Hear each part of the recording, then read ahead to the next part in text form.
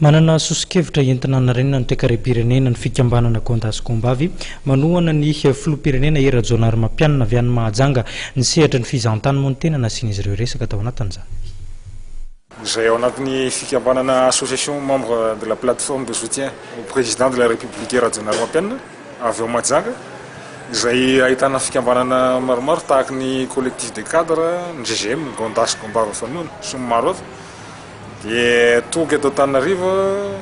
noho ny fanohanana izay efa natao tamin'ny fifidianana filoham-pirenena fidinana voalohany soaroa ka nanohananay ny filoha Era Jonar Mampianina noho ny efa tsapanay fa mikorotana ny tontolo politika eto amin'ny tany sy ny firenena dia mitaky izay ny amelana malalaka ny filoha anendry izao premier ministre sy ireo mpikambana ao amin'ny gouvernement. Marena eto fa izay dia vonona hitondra ny anjara birikinay amin'ny fametrahana ny rafitra fototra ny antoko izay najorony filoha